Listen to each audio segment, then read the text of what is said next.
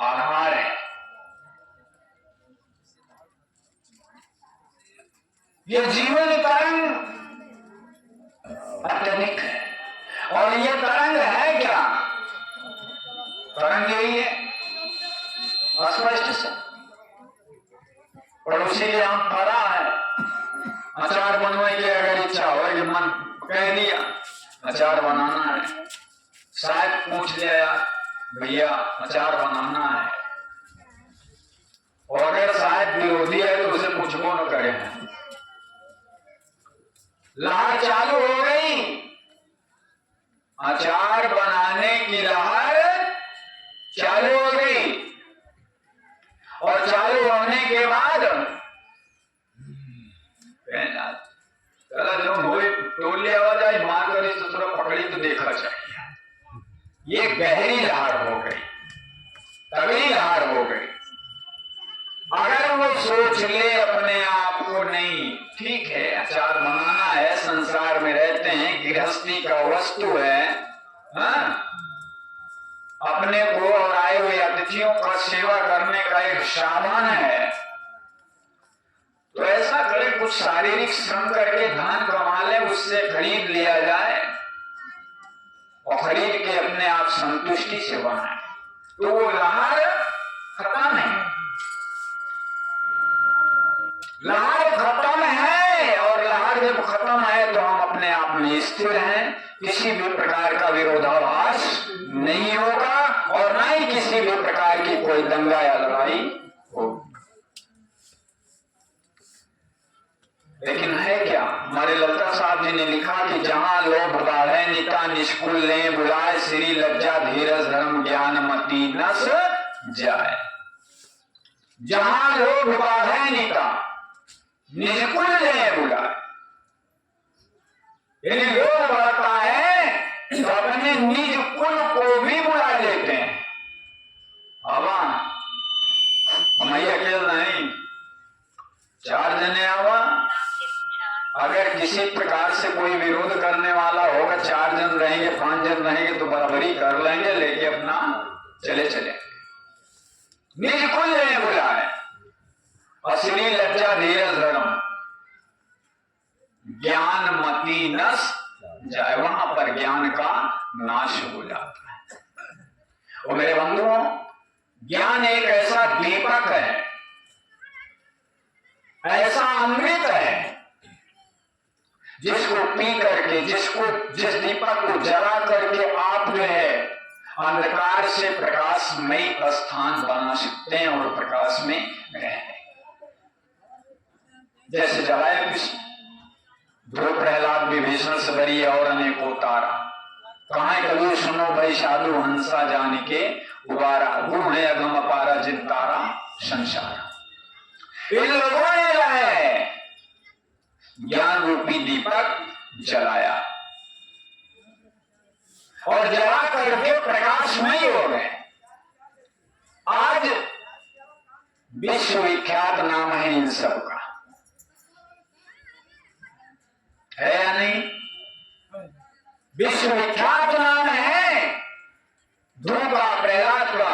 हमें तो कभी कभी हंसी आती, माई भाई को जब बोलते हैं भैया भगत हो जाओ, अरे महाराज, अरे साहब का कहा हमरे गोदी में लड़का है, साफ सफाई न कर पाओ, कैसे भक्ति न हो जाए। बचपन को खेल के गंवा दिया, विवाह हो गई, शादी हो गई, 1-2 बच्चे की मां हो गई तो बहाना बच्चों का मिल गया। कैसे करेंगे? गंदा तो गंदी मेरी पूरी शरीर है, इस कूड़ेदान, ये कूड़ादान है, ये मकान जो शरीर है ये कूड़ादान है।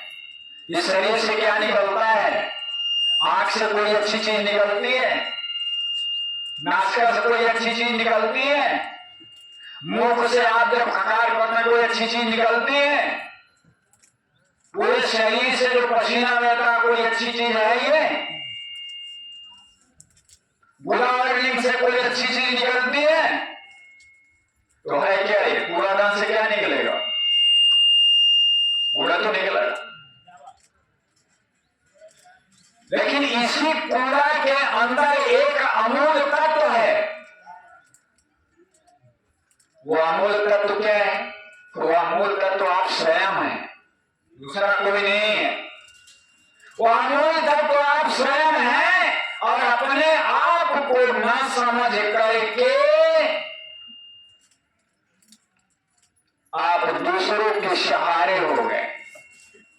किसके सहारे? मन के सहारे हो गए। दूसरा हमारा और कोई नहीं है। ये बिटिया बिटवा भाई बंधु कुटुंब कबीला परिवार ही दूसरे कहाँ? ये तो हमारे भोग साथी ना है, कभी के साथी नहीं है। ये आपके शरीर के अंश का एक टुकड़ा है। आपके शरीर के अंश का एक टुकड़ा है। भाई बिटिया बिटवा नाती नटपुर मौसिया फूफा जो ये सब क्या है? एक टुकड़ा है। और इनका साथ जो है ये आपके साथी कब हुए? जब इस पृथ्वी पे आए हो तब। इनके खोपड़ी पे मारो एक डंका, आंखें मूंद रहे हो। यहाँ पे जब आए हो तो हम आप अकेले थे, अकेले आए हैं ना। इस भौतिक सत्ता में देखने के लिए हम आप अकेले आए, लेकिन अकेले नहीं आए हो। संसार तो यही कहता है अकेले आए हो, अकेले जाना है। अकेले नहीं आए हो, आपके साथ में सूक्ष्म काया आई है, सूक्ष्म शरीर। आपके साथ में मन आया है, आपके साथ में चित्त आया है, आपके साथ में बुद्धि आई है, आपके साथ में विचार आया है। इस काया रूपी मकान के अंदर ये सब आपके साथी हैं। आपके शरीर के अंदर काम आया, लोभ आया, मोह आया, अहंकार आया, दया क्षमा शील संतोष सब साथ ही साथ आए हैं। लेकिन उस समय इन सब को देखने के लिए आप ना तो दीपक जला सके और ना ही दीपक जलाने का ज्ञान था। ये ज्ञान जो है 12 वर्ष की अवस्था के बाद होता है, चालू होता है। कोई भी कायाधारी 12 वर्ष की अवस्था तक किसी बात का स्वतः निर्णय लेने का जो है सक्षम नहीं होता है। लेकिन जब 12 वर्ष की अवस्था उसको प्राप्त हो जाती है, पूर्ण होती है, निर्णय में जाता है, तब किसी बात पर वो निर्णय लेने की क्षमता उसके अंदर जागृत हो जाती, यानी दीपक जलाने की ताकत उसके अंदर हो जाती। और वो संगत को पाता है, संत गुरुजनों के संगत को जब पाता है तो ज्ञान रूपी दीपक जला लेता है, प्रकाशमान हो जाता है। उसमें निर्णय कर लेता है कि मेरे साथ क्या क्या आया है, किसके साथ मैं आया हूं और किसके साथ जाऊंगा। यदि नहीं आया, अकेला आया है, तो फिर क्यों आप कहते हैं कि मरने के बाद कुकुरे हो गया, गधा हो गया? कौन जाके गवाही कोर्ट में देता है? बिना कोर्ट में गवाही दिए आपकी एप्लीकेशन, आपका मुकदमा खारिज होगा क्या? और जब मुकदमा खारिज होता है या निर्णय होता है, जजमेंट उसका मिलता है मुकदमे का, उसे जजमेंट के हिसाब से ही तो हमें कहा दूसरी प्राप्त होती है। तो साथ में जो हमारा है, हमारे सदगुरु भी आए साथ में। और सदगुरु कैसे हम पहचान ले कि आए?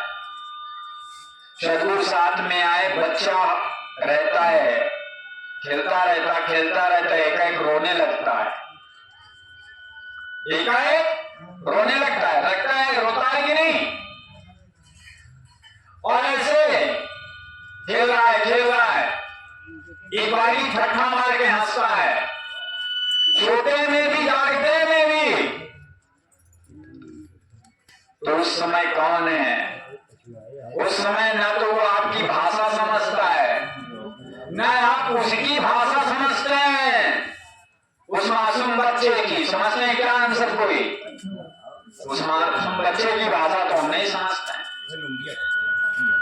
ना तो मासूम बच्चा मेरी आंध्रलोक की भाषा को समझता है, और ना ही मैं देवलोक की भाषा की समझ पाता हूं उस बच्चे के माध्यम से। क्यों हंसा? क्यों हंसा और क्यों रोया? तो उसको हंसाने और रुलाने वाला सतगुरु जो उसके साथ में आया है, वही हंसा रहा है और वही रुला रहा है। मेरे बंधुओं, कार्य प्रेमियों,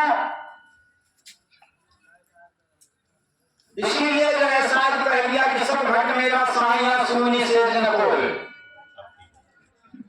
क्या परमात्मा उस बच्चे के अगर समझ साथ में नहीं आया है? छोटी काया है, बच्चे की काया है, हम आप बच्चा नहीं है। कबीर उपासना पद्धति में जो है बताया गया, लिखा है कि जो वो परमात्मा है, न वृद्ध है, न बालक है, न काला है, न गोरा है, न नाटा है, न मोटा है, वो ज्यों का त्यों है। काला मोटा नाटा गोरा कौन है? शरीर है। इस शरीर से ही जो है बच्चा कहते हैं, युवा कहते हैं, जवान कहते हैं, वृद्ध कहते हैं, शरीर से ही कहते हैं। पर मेरे बंधुओं, अगर हम अपनी निजी दृष्टि से देखें, स्वस्वरूप को देखें, तो ना आप वृद्ध हैं, न आप काया हैं, और न माया है, न छाया है, कुछ भी नहीं आया। आप स्वतः आप हैं, छिपे हैं